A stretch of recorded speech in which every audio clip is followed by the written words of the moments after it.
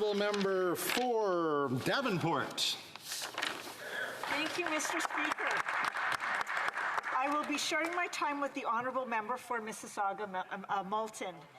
It is a true honour and pleasure for me to rise for my first time in this 44th Parliament to respond to the speech from the throne on behalf of the residents of my downtown Toronto riding of Davenport. It is the honour and privilege of my life to be serving Davenport for a third time, and I want to thank the voters of my riding for putting their trust in me once again. Before I go any further, I'd like to acknowledge that we are gathered on the unceded territory of the Algonquin and Anishinaabe people.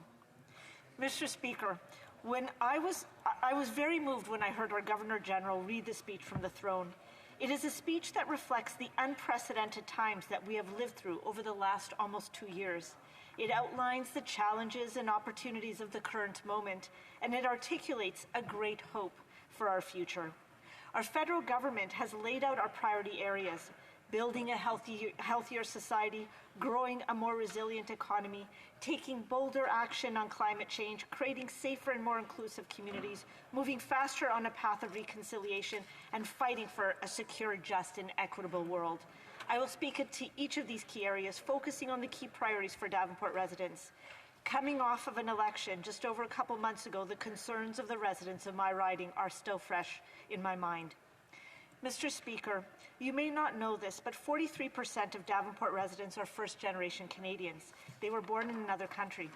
Davenport residents understand how lucky we all are to live in Canada, which offers free access to safe and effective vaccines that fight COVID-19, including boosters. And indeed, more than 86% of eligible Canadians over 12 are fully vaccinated. And I can't tell you how many Davenport parents are so relieved that vaccines are now available for children ages 5 to 11. They support the standardized Canadian proof of vaccination for domestic and international travel. They also support the mandated vaccinations for federal and federally regulated workers, as well as the mandatory vaccines for everyone traveling within Canada by plane, train, and ship. Now, we, of course, are all worried about the latest variant, Omicron. I'm glad that our government has taken a number of immediate steps to try to slow down the spread of this variant. These steps are needed until we can find more information about it and better tailor our actions. We don't know yet how fast it is spreading, but we do know that vaccines will make a big difference. Mr. Speaker, while our number one priority is to finish this fight against COVID-19, the speech from the throne also highlights our government's commitment to improving our healthcare system overall. For Davenport residents, this includes more focus and a lot more resources for mental health and for addictions treatment, clearing the backlog of delayed procedures and testing, and much more funding and oversight for long-term care homes. We will and must deliver on all this vital and important work.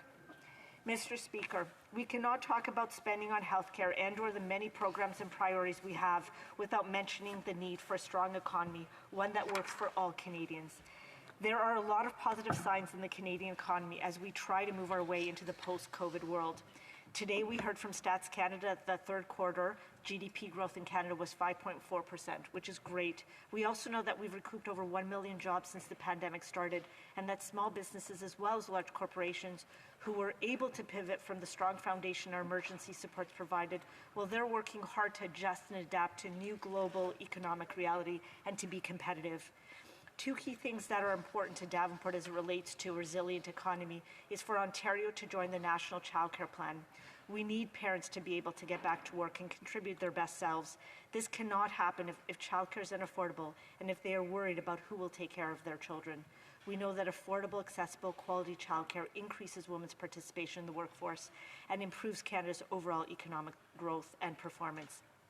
Mr. Speaker, ensuring that we tackle the current housing affordability crisis is also critical to the future economic success of our nation. The speech from the throne highlights our federal government's strong commitment to housing, including increasing affordable housing, ending chronic homelessness, and giving Canadians hope that they can afford to live in our big cities and one day be able to afford to buy an apartment, a condo, or a home. Mr. Speaker, no matter what else happens, Davenport residents are steadfastly, unequivocally committed to faster and bolder action on climate change. I would say to you that this is the number one issue raised at the doors during the last election. urgent, aggressive climate action is at the very top of the list of priorities for Davenport. In Toronto, we worry as we see the devastating impacts of climate change on the west and east coasts of our country. Climate change is happening faster than was predicted, and we are scared for our lives, for our future, for our kids and our grandkids' future. Our federal government has committed $100 billion to implement a comprehensive and aggressive, $100 billion to implement a comprehensive and aggressive climate action plan, which includes over 100 measures. In 6 years, we have moved aggressively, but Mr. Chair, we have to go even faster, and we have to move even more aggressively. It will take the best efforts and hard work of every level of government, the private sector, and of every Canadian to move to a low-carbon future and economy. There are tough times ahead, Mr. Speaker, but as an eternal optimist and a believer that we can incentivize, educate, inspire each part of Canadian society to step up and do their part, I believe that we will emerge from this generational challenge a stronger and even more prosperous nation. Davenport residents are proud of Canada's aggressive climate action plan, but there's key areas that they would like to see even more action. One is eliminating fossil fuel subsidies faster, and two, moving as fast as we can on creating a Just Transition Act for workers, making sure that no worker or region is left behind in this process.